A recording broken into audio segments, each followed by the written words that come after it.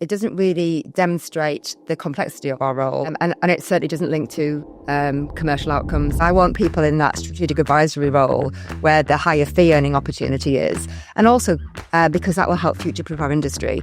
Today on Embracing Marketing Mistakes, we're joined by Sarah Waddington, CBE, CEO of the PRCA and one of the UK's most respected voices in public relations. We have to start correcting misinformation. So all of a sudden, the work that we do is, again, increasing in importance. There's lots of reasons why right now we, should be saying we are indispensable.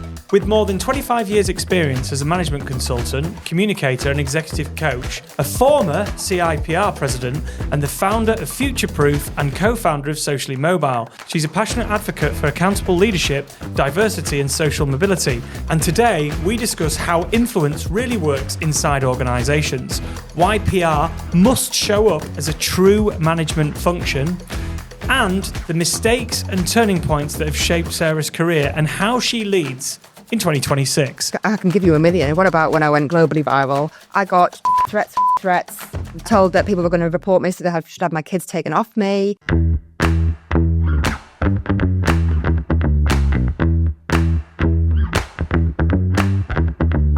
Sarah Waddington, welcome to the show. Thank you very much for having me. I think this is a world first. Well, it's a first for the show anyway. You're the first guest that we've had as the other half. I'm not saying you are the other half. I'm the better half. You're the better half. That's what, and he would say that too. He would. I can't remember how. Because Don't do a territory. that's what I told him. So.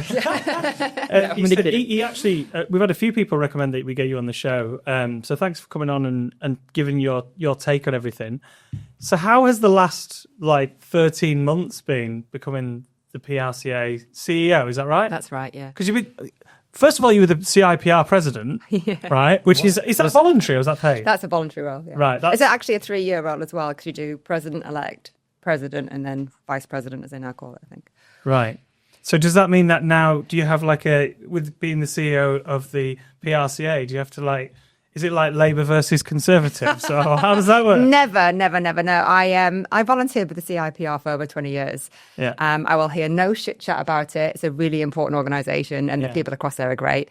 And I think, people say, is the space in the industry for the two organisations? I think right now there is, yeah. And it's interesting because they're very much about individual performance through the charter, and I do think the Royal Charter is important, and it brings credibility to our profession. And the PRCA is much more about organisational performance, resilience and growth. So, for me, there's a big distinction.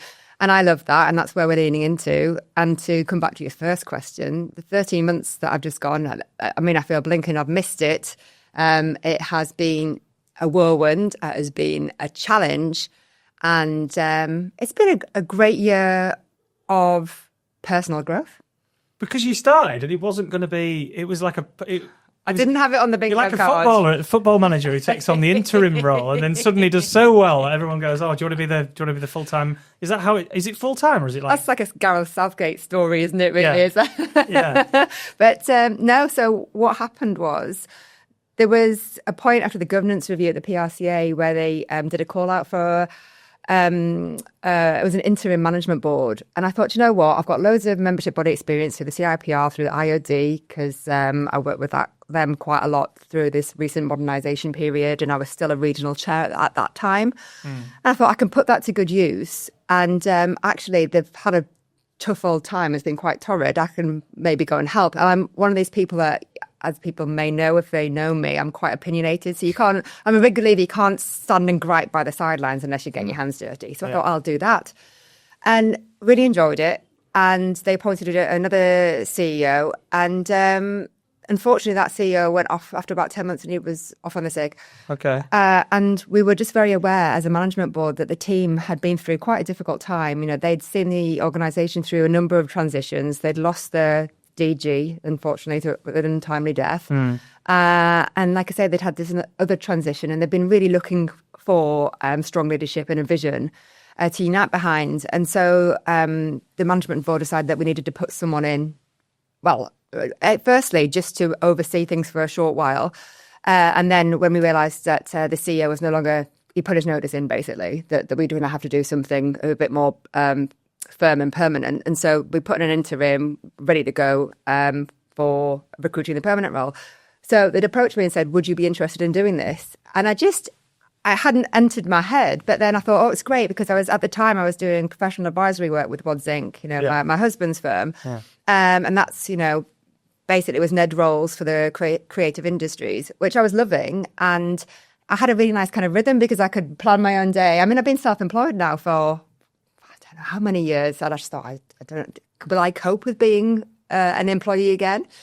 Anyhow, we did that, got started, and really recognised the scale of the challenge quite quickly, but also had a very clear vision about where I could take the organisation and what the industry needed because of the work and a lot of listening we were doing at the time.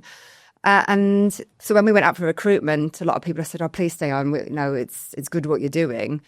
But it took me quite a while to get there in terms of decision making because, like I said, I had to think about the impact on family life. We've got 5 kids between us. That's not easy. No. I liked what I was doing. But actually, I kind of felt fundamentally that it would have been very difficult for another person to come in again and then continue the work that was underway. And I'm really glad I made the decision, actually. So it was a formal recruitment process. I think there was at least 2 other candidates with trade association experience. But I'm thrilled. I'm thrilled to be doing it. And this year, I feel like we're in a really good place. Yeah. And what have been your priorities in that first year then? So you talked about recognising the scale of the challenge. So as you saw it, what was the challenge and what have you sort of focused on in that time, apart from being everywhere around the country? Everywhere. And internationally. Yeah. I'm back to Dubai next week. Are you? Yeah. Only for a couple of days. It's a tough gig, isn't it? It's actually tougher than it sounds, but I'll take that one for the team. Trip to the Palm. So the scale of the challenge, so when I got in, we were doing loads of really good work, but it wasn't particularly connected. And I think members were kind of feeling a little bit adrift. And the feedback that was coming through was like people were, rightly scrutinising their subs and thinking, what am I getting for my money? And also, as a trade association, are you really doing the championing for our industry that we're used to, what we used to get with Francis in the past? And I actually went and did the most fundamental comms work you can do is I went back to the vision, mission and values, did a consultation on those and got those adopted pretty quickly. And that was just fantastic because the minute we got those, we had 5 strategic goals we wanted to adhere to. And that has been basically the guide behind every single bit of decision making we've done since. And then there was an element of making sure we were operationally sound, making sure we had the right team in the right roles, which took a little bit of doing, as it does. There was an awful lot of meeting, greeting, listening to people because members know what they want, and they know that it's a challenging marketplace and they rightly expect us to deliver. So there was an element of fixing, I would say, the member value proposition.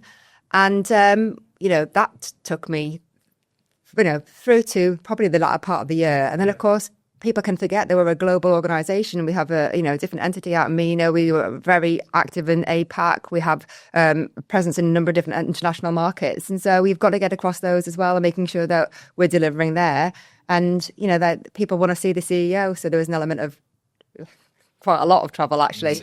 And for me, the other thing I'd say is that I really wanted to demonstrate our commitment to the regions and nations because we can be seen, as this conversation came around, as being London-centric. Yeah. And I'm like, not anymore. Well, that's one of the, anecdotally, that's one of the things we've noticed as being one of the big changes that, regionally, it seems to be much more regionally representative now, which I think a lot of people will be very pleased about. It's a tough balance for any... Come and join us, everybody. It's a tough balance for any organisation, though, because 90% of the PR industry is in bloody London, isn't it? It's in the South East. There's a lot of it, and actually, but our census shows that Manchester's the next big conurbation. Like, you get a large number of PR agencies in Manchester now, so it is moving.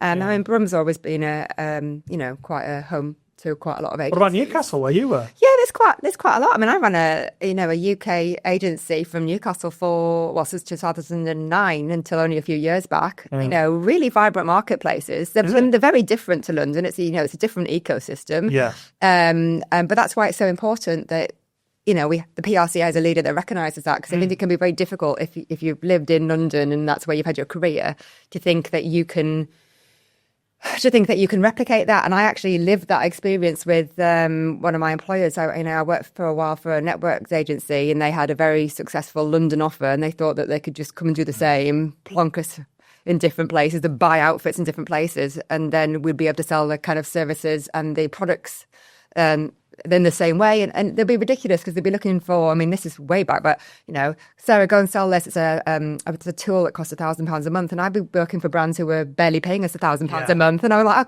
like, do us a favour. I've worked a few network agencies, being the Northerner, as I said before we started recording. It was like the Northerner, and I always found that if you were it was slightly looked down on by. So, and this is, if we were the Leeds office or whatever, the London guys could look down on and the budgets were smaller, and often a lot of the network agencies, whether they sort of buy. And then they expect just to buy an agency, and the agency to then become like a shining light in that district. And it doesn't necessarily work that way, because there's a difference between running an agency and winning business and driving an agency to success. Amen. Yeah. Isn't there? Like with a local twang on it. That's the beauty. And also knowing the marketplace, and also just recognising, like, so for example, in the Northeast, we've got, was it 2-3 listed companies? If you're looking for that kind of work, you're not going to get it there. And also these communities, it's like the Leeds community. I'm looking at your lovely window, and it's people know each other. I've come from a PRCA brunch. Everybody knows each other. You know people's business. We share stories. I just think trying to stamp what is effectively a different culture. Yeah. Just, you can't drag and drop. And I think nor should you try and do that. Yeah. I think you've done that because that's the beauty of who you are, because you've come from the Northeast and you're bringing that northern, I quite like that I would do fire from the north. Yeah, the bias. Fight. What does my husband call me? Bias? He says I'm a street fighter. He said I think he said you were a whirlwind, is what he said. He described you on the podcast. Yeah. So being a whirlwind, how do you get how the hell do you get a CBE in PR? Because I want one. There's hope for you. Yeah. Your Majesty, if you're listening. I still don't know. No, I was very fortunate that a lady I work with called Jen Robson, who now also runs her own agency, fantastic agency called Felshaw. I was working with her. She was the comms director, the strategic head of comms at the Northeast Local Enterprise Partnership. And there'd been a call out, I think. I'm not quite sure still quite not sure how it works. But she'd spoken to Stephen and just said, look, you put applications in. What happens is, if I get it right, there is like a kind of formal application process, which I didn't know about. But you have to gather letters of recommendation. And between the two of them, they went to different charities that I've been involved with. And just, obviously we've done the Future Proof community, which we've got, I think there's about 7 books. I mean, it's been a while. It's kind of a little bit on hold at the moment, but it's there, and we keep that facility there so people can access the content. And then there've just been a number of different pieces of work and charitable endeavours that I've been involved with. And apparently, I'm still a bit, gobsmacked by it. I mean, it's so wonderful, but I'm very proud of it. And also, I do think it's important because I come from a single parent background. And I didn't realise that I didn't have the same privileges as some people until I was quite far into my career, actually. I must have been in my mid-20s. And then I suddenly thought, these people, how did they get all this stuff? And how do they just walk in? And how do they get this confidence? I didn't have the shared capital that other people did. And so I just think it's good because it means that if I can do it, it's a demonstration that anybody can. So would you say you're working class then? No, I wouldn't actually, because we had this debate. Oh, it's so difficult. Because my dad. I'm certainly not now. My dad was a single parent when I was a teenager. My mum and dad split up, and so I was brought up in a house with my dad. He owned a construction firm, but small, And so we were working class. So we have the debate in the office. What is the? Cause they're like, Chris, you own a PR agency. You're not working class. But I feel when I went to London and I was the Northerner again, I always felt like exactly the same as what you do. You walk into a room and the person with the Northern accent from a working class background is treated slightly differently. Not so much these days to the people who go to eat. Put it this way: the first person account exec that I worked alongside was from Oxford, and the other one was from Cambridge. So I was like, I'm from Leeds Beckett. Well, I went to Leeds. Yeah. I was in Horsford. You were Leeds Trinity, weren't you? I was in Horsford. So And you did marketing. French and media. So I did 2 different degrees. French and media, but then you didn't do marketing. Because I thought you started out in marketing, or did you not? I did an MA in marketing later at Northumbria. Right, okay, so you did that, but then how does that transform into PR, or was that just the natural? So, actually, I can look back now and just think, at the time, I thought that media, slightly aside, but at the time, I thought my media degree was a bit of a waste. And I've been told that, I remember having arts teachers told me, oh, you shouldn't be doing that, it's a waste of your time. And I kind of hedged my bet. So I did do joint honours. So I did double the time that a lot of my friends did. And I loved the French, and I thought I was going to put that to good use, which I didn't in my career, but I have got a French family, and obviously I like holidaying. So that's worked out there. But the media degree has been one of the most phenomenal things for my career, because I can look at things really critically. And actually, in this era of fake news, that schooling was incredible, apart from the practical skills we also got. But as part of the degree, which was a 4-year course, mainly because you spent a year in France, but the media course, you had to do 2 work experience placements, and they ended up one in an agency, actually, I think it was Batley or Armley, and another Beautiful one, part in the world. especially at that. We're talking like 1999 maybe, or 7. That's what I was the classic agency. It's not Soho, is it? So basically, we were in Leeds. We went to the same night from some bars. Yeah. Because that's when I was at Leeds back as well. Okay. I graduated in 2000, so yeah. Yeah, I was 95 to 99. Yeah. So I did that, and then in the final year, I ended up at Tyne Tees in their press office, which was fantastic. Oh, wow. And I really, really liked it. It was back in the days. I know that this is going to make me sound super old, and there'll be loads of people who will never have heard of this, but they were still, we launched the last Catherine Cookson, which I don't know if you remember. Catherine Cookson with all those crazy novels, romantic novels. So, Jane, something I'm quite interested in, and I know you will have a view on this, which is great. Something I think PR professionals struggle with is raising the profile of PR at a board level and a management level. And I think often PR is perhaps seen as some sort of fluffy, intangible discipline, or the marketing director believes in it, but the impact of PR never really makes it up to board level. I know this is something you have a view on. Yeah, I'd love to hear.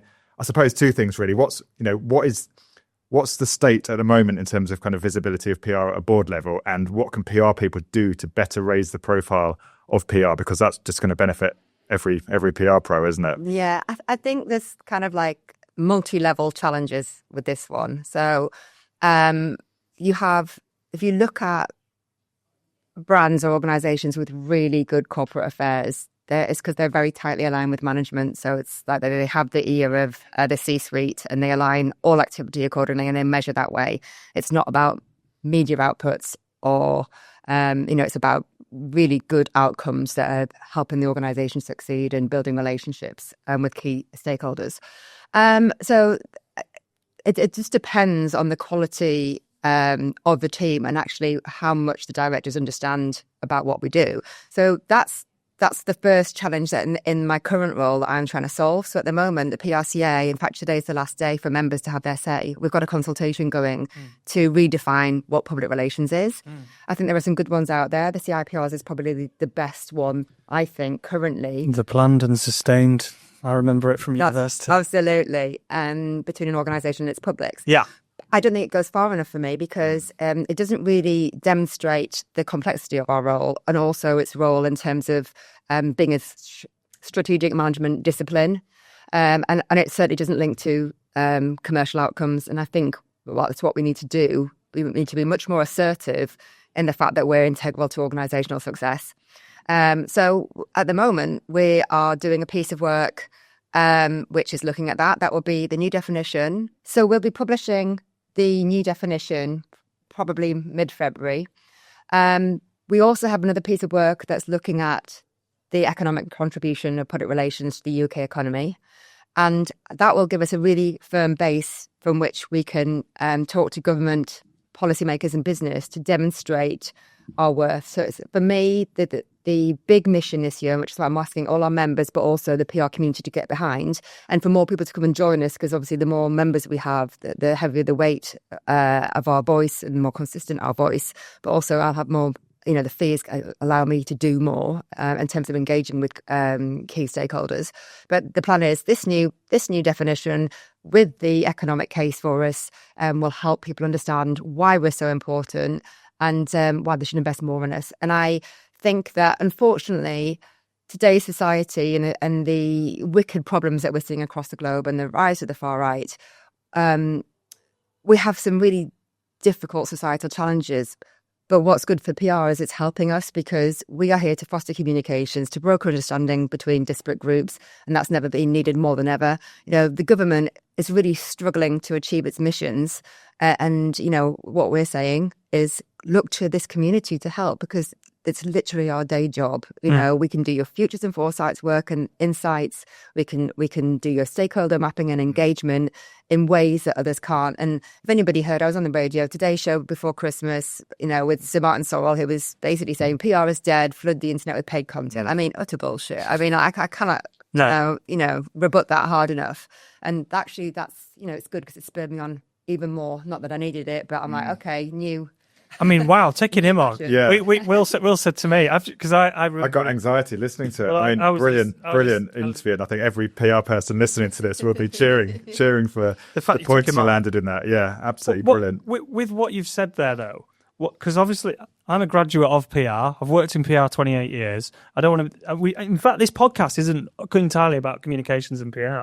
We do a lot of marketing. But if we're looking at the state of PR or the economy, like you just mentioned the government there, which is a bone of contention, and Rachel Reeves will park that. But what do you think of the economy? Because I've got my views on what they've done to the hospitality sector in particular is knackered. What do you think about the actual economy in the PR? Because you'll speak to all the agencies and all. I know when we met a year ago, you were asking us how it was in Leeds, and I think it's changed in the last 12 months. So I just wondered what do you feel the economy is like? The economy is tough, isn't it? I mean, if you talk to economists, they'll say this has been the most difficult time in recent history, possibly history. We had the Brexit vote, we had COVID, and then the economy just hasn't picked up since that point. And, I've talked to so many, both in my previous job and this one, so many great directors in this industry who they've got a brilliant proposition. They've done all the right things. They've pulled all the right levers. They've restructured when they've had to. They're controlling their cost base. But we're all at the mercy of whether people will buy our services. And when there's no money to do so, that's a problem. And then you obviously get these tricky procurement problems that a lot of agencies are getting with some bad behaviours, which we're trying to solve through with our initiative called Pitch Forward. But, it's a very challenging time, because when people are blown through the reserves, even having done all the right things, it makes it precarious. And, I think last year was the first year I started to hear tentative confidence coming through, but no one's feeling bullish. There might be a handful. It's been a really good past year for independents, who are taking on perhaps the really big agencies.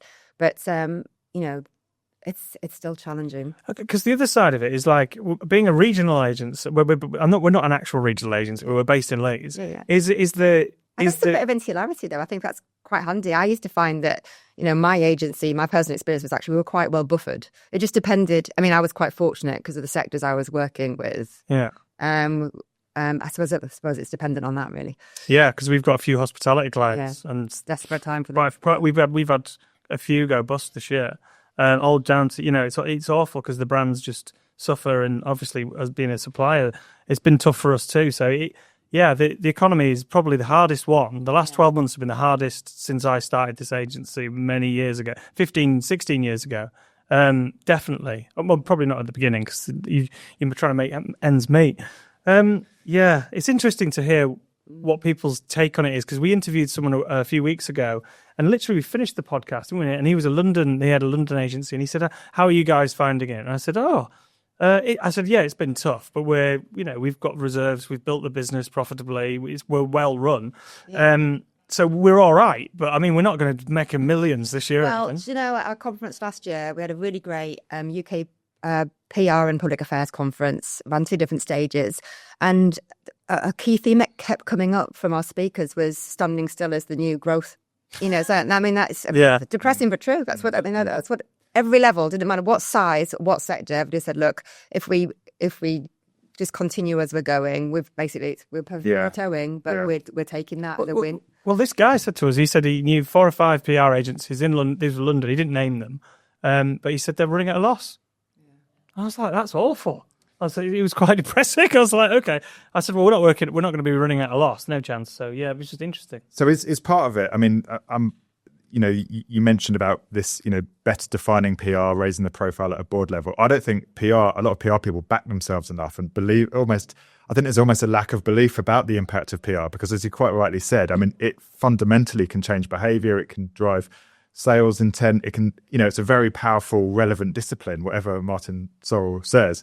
But I don't think PR people often back themselves in a sense. There is slightly an issue as well where there is a swathe of the industry who are still very wedded to media relations and commoditizable services. Yeah. And so part of the challenge for me is how do we create this movement where people move away from that? Because I want people in that strategic advisory role where the higher fee earning opportunity is. And also because that will help future-proof our industry. So there's an element of how do we get people to have that skill set, and then how do we help them manage the transition? And, I'm not saying we will not be doing those services, but actually we really do need to be thinking about the consultancy element and aligning it very much with the management objectives. Is that based on the fact the green paper, I'm halfway through it, by the way, I haven't fully read it yet, the green paper on the PRCA, on the AI side of things? Because as things get commoditized, like you said, press releases, media coverage, feature, all that stuff, we're still doing it. Yeah, but I mean, everything that I listen to, because this is why I'm into tech. That's how I started out, and everything is saying 3 years max, and there's a massive thing coming towards us. I'm not sure if it's overhyped because it's social. It is genuinely. I do think it's overhyped. AI is additive. It's there to help us. Yeah. And what is coming through very strongly, and it's coming back to the situation we've got in the world right now. Relationships are ever more important. I went to the Edmund Trust Barometer launch, and that was quite terrifying. Very somber, talking about the retreat into insularity because people. Every year it's worse and worse. It is, but also it really did help bring out the opportunity for comms because people feel so isolated. They hate what's going on in the world. Yeah. They're retreating. There's no trust anymore. And so they're only coming back into their very local communities, and that's friends and family. But even then, only when it's people who share their values and beliefs. So they're not listening to crazy Uncle Andrew because he's, that is not the same thing. They want confirmation bias, and so they're settling into these much, much smaller shells, and that's a very dangerous place to be, particularly when you think about the rise of the far right and what's happening across the world right now. So, but it's kind of good for us because we can step up here and demonstrate our value very, very quickly. And that's what I'm keen that this industry does. Strategic advisory, Will. What do you think strategic advisory is? Well, I was going to say, as the co-host, this reminds me of conversations we've had with Crispin Manners, actually, about... Crispin's lovely. Yeah, he's one of our trainers. Is he? Yeah, he's great. He's a friend of the pod. And I like it when he does this. Yeah, and then carries on. He's the man of the pause. Great at the pause. We had to edit some of those pauses out, didn't we? But we've done a bit of work with him and he's helped us shift the agency from selling time and selling commoditized services to selling value. And it's a bit of, exactly. And it's been a really interesting, I mean, the crux of it was we realized virtually everything we do at a certain level and above is about growth. We enable growth. We enable revenue growth. It might be recruitment growth. And we now sell growth solutions, which is obviously a premium sell as opposed to selling time. It's been a fascinating process. On to another hot topic. Sorry. On that, in terms of, I think that's great, and that's exactly what he's exactly the right advice and the right approach to have taken. The other thing about AI and tech and what's going on, again, a massive opportunity for us because for the first time, directors are thinking about reputation, because all of a sudden the way that LLMs scrape data, they're like, shit, like we have to start correcting misinformation. We have to make sure that the data and the content being put out is accurate, because it's just going to get scraped and then, rehashed however many times. So all of a sudden the work that we do is, again, increasing in importance, because who are it sounds very highfalutin, the reputation guardians, the ethical voice within an organization who's creating that content, that usually sits within our wheelhouse, right? So there's lots of reasons why right now we, should be saying we are indispensable to you. You need us, invest more in these services. Yeah, I mean, that's the soapbox we talk about all the time regarding GEO, for example, and PR being central to GEO. Yeah, we did a webinar. We did a webinar in October and had 1,200 people on it. Like, it's insane. It's a hot topic. The demand. GEO training courses can't put enough. Yeah, completely. So I was going to say another hot topic, and we like our hot topics, and this caught my eye: fake experts. That's in your sites at the moment, isn't Everything's in my sites. I'm going to stamp out the bad practice. Yeah. So go on. What's happening? Single-handed. I've got an army behind me. Fake experts. So what's happening and how? Who's a fake expert?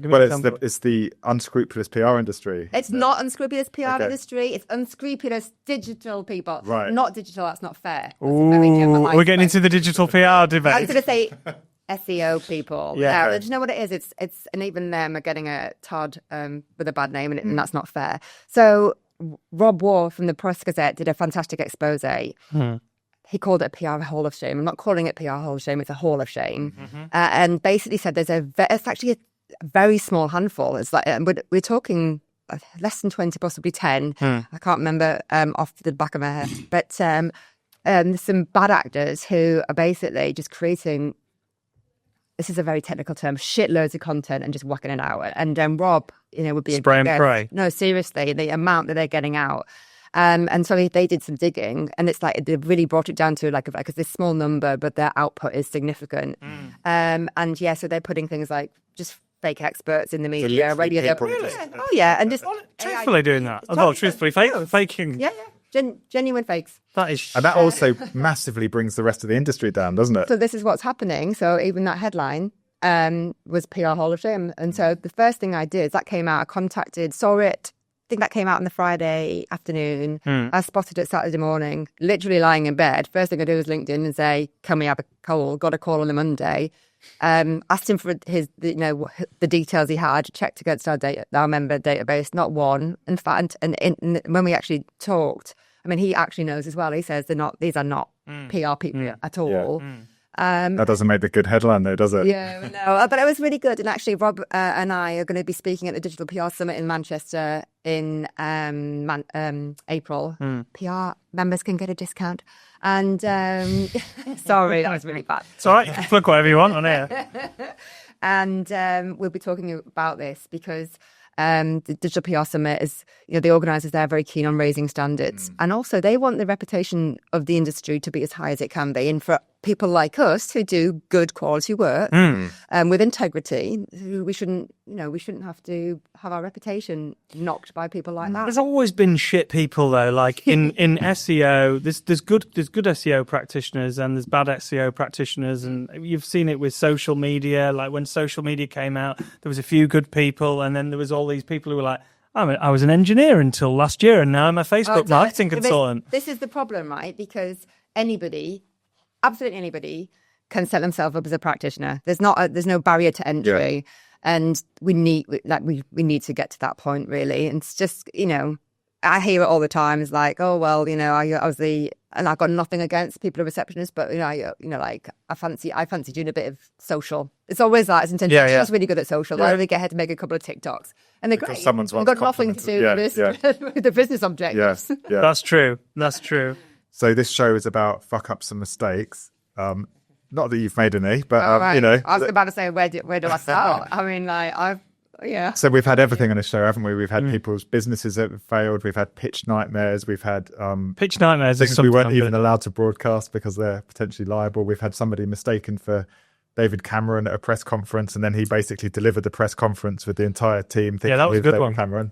That's brilliant. So there's some fantastic ones. Lots. And we do a super edit at the end of every year with all the kind of mistakes added together. So come on, what confessions or mistakes are you able to share? I can give you a couple. That last one does remind me of when I was on the board at the CIPR, and there was a very lovely man called John Brown who served too. Fantastic, brilliant brain. Looked and spoke just like Gordon Brown. Did not make the connection. He was always banging on about politics, this, that, and the other, until someone said, "You do know that that's his brother, don't you?"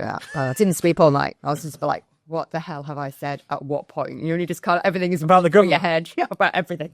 I mean, I'm opinionated on everything, right? What does John Brown do then? He's fantastic. I think he also works in politics. Yeah. Right. Yeah. But he's brilliant. He's hugely ethical. He's brilliant on governance. He's a lovely human being.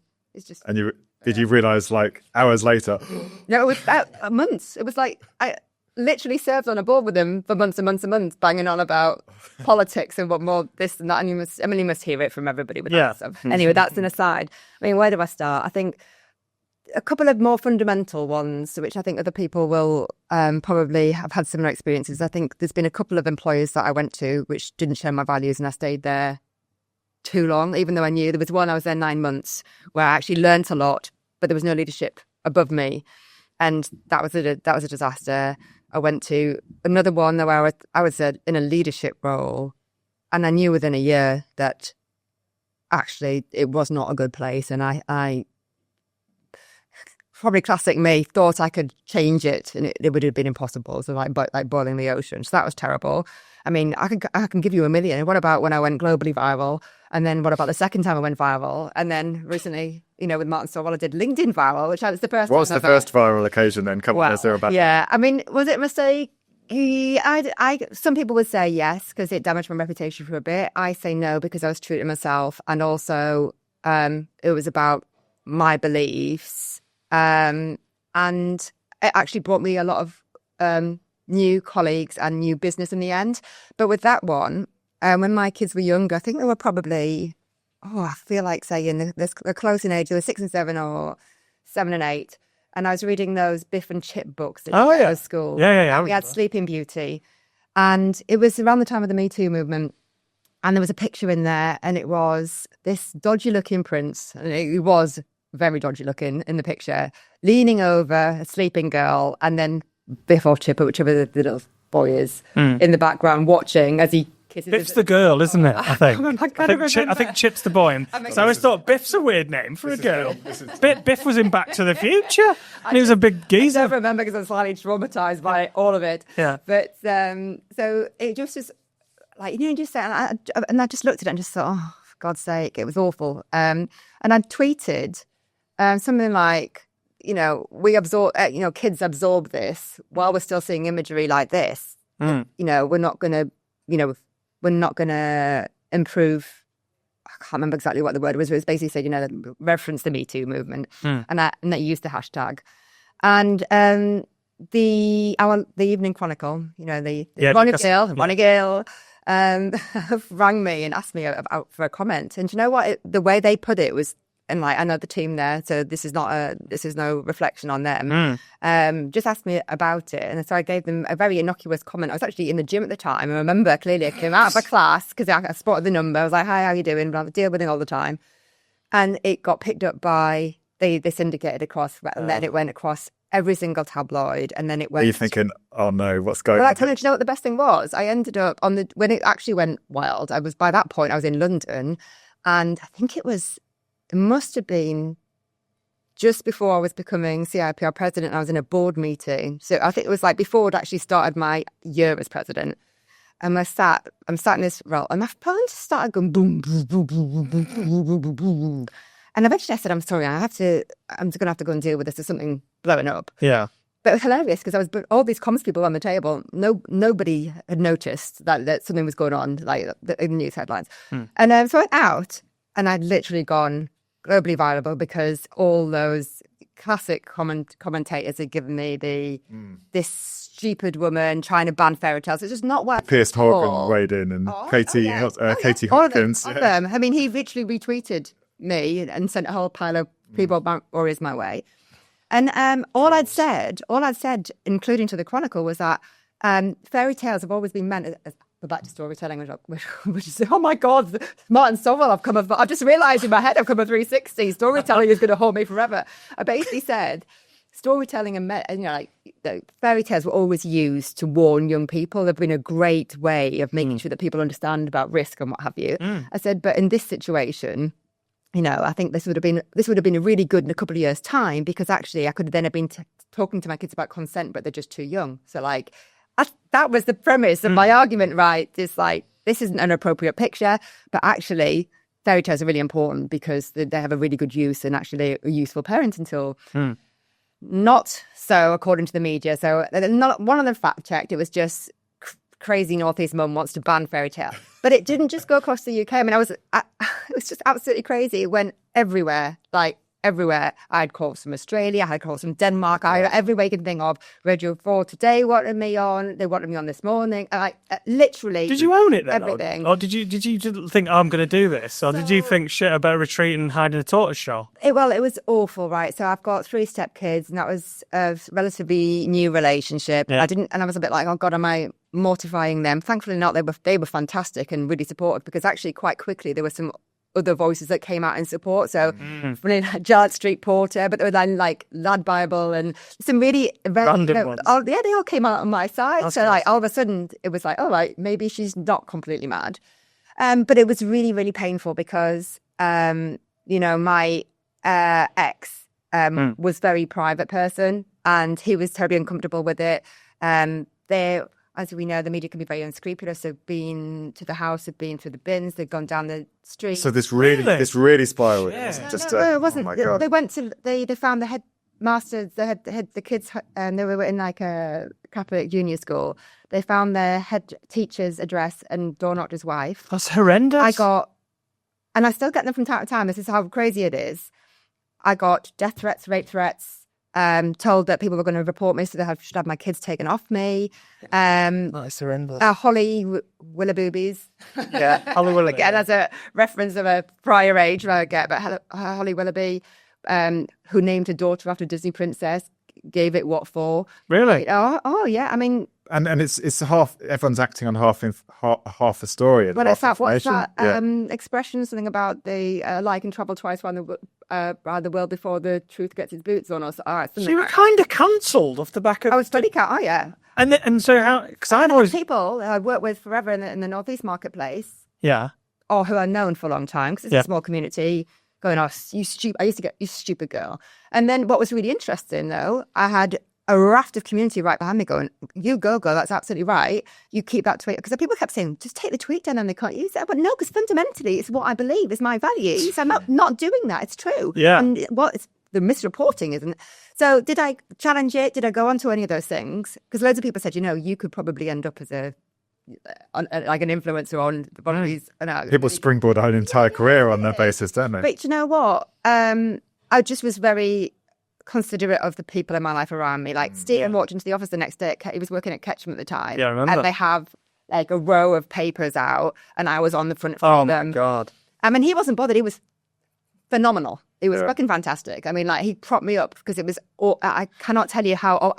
Do you know what it is? And there's a book about this, and I'm rocking my brain to think the name of the author, and it'll come back to me. But there's a book about people who've gone viral and been shamed, and the shame is real. Like it took me a long time, and even now I feel a little bit prickly behind me, like because it's like it's so thing. But then while I lost a piece of work, I then got 3 pieces of work because people went, love your values. I'm backing you. Yeah, I'm totally in. And so they should. I mean, if anybody you should be in a relationship with, it's a good time for it. It's another successful PR person to have you, like, because if I did something wrong, and let's face it, it's been pretty close on this podcast. If we ended up going viral, this hasn't happened. He wouldn't back me. He'd just dump me down the. I'd have only got my wife to talk to. She's not a professional communicator. You know what I mean? Though, genuinely.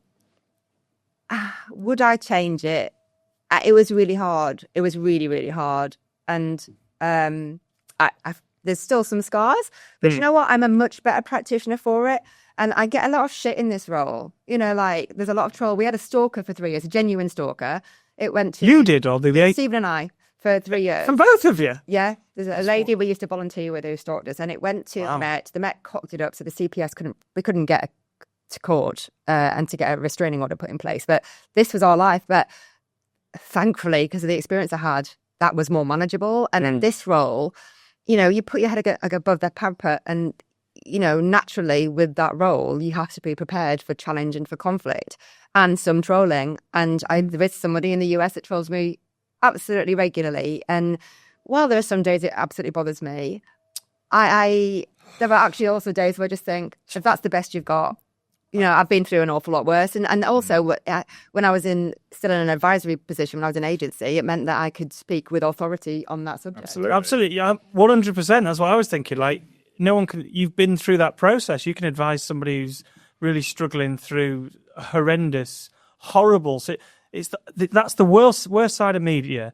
And the thing about social media is it promised such a great thing. And it's actually a lot of the stuff that you've talked about while you've been sat here is all the bad side of social media, because the Americans, not the Americans, but I did about digital PR. The billionaires behind the social platforms have pushed it towards advertising, polarized everything. And it's created the trolling side of it is this stuff that I absolutely hate. But you're right, you can't. The problem is, when you're well known, whatever it is, through fame or through infamy, what's the word? Infamy. You're not everyone's going to like your view, are they? No, and you know what? Sometimes it's good, because if it's certain, when we launched Socially Mobile, our community interest company, and it talked about it being for underrepresented groups, but particularly those from lower socioeconomic backgrounds, so more disadvantaged people. Mm-hmm. And I talked about the high prevalence of independently schooled people in PR. So it's like 27%, the national average is 7%. It's exceptional, right? And it's making it very difficult for people to get into this career. The point is that sometimes you're doing the right thing when you're annoying the right people. So I got loads of people coming out, angry white men they were in droves, going, you, again, stupid girl, because that comes up a lot. You stupid girl, we don't need this. You're tilting at windmills. I mean, I was just like, oh, but once you get them, you're doing something. You're up to the right thing. But then, people are allowed their view. I often find that if I've got someone who's incredibly challenging, you know what? I want to hear it, because they're doing it because they care. Like, if you get someone who's constantly griping about something, you've got to give them the time. Then there are some people that you'll never suit, and you've just got to say, do what you like. And that kind of thing. It's like when you've got a new baby and everybody's full of advice. It's like, smile, nod, move on. That's I read somewhere that I understand what I think. I want to understand what they think, and that's that's the reason. For example, I read all media. I need to understand what everybody thinks, and as a PR professional, you need to understand diverse viewpoints. Right? Yeah, we were in our little echo chambers. Brexit. And that, that's exactly what happened. People weren't listening to the other views. And again, back to what I'm saying, PR is in the perfect place for brokering understanding. We don't have to broker agreement. We have to broker understanding. Well, if people want to connect with you or want to connect with the PRCA, how can they get in touch? Would love that. I mean, like I say, we've got this big mission. It's an important one. I need people to unify behind us. We have also had a tricky couple of years, so I don't mind saying we had some churn. The more members who join, the more, like I say, we have a consistent, unified voice, and also the fees help me deliver what we need as an industry, which is fundamentally how we get more people to invest in our services. So yeah, please do shout. It's prca.global if you want to have a look at the website. We've got a great storytelling conference coming up, actually, which is called Don't Flood the Internet. We bought no, seriously. Special keynote from Sarah Waddington.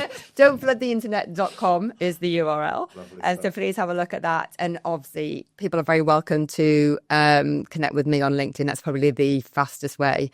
My WhatsApp gets deluged, so it's either email or probably a LinkedIn DM slide there. Fantastic. Thank you for that. That was excellent. Really enjoyed that. Thank you for having me. Yeah. That's good.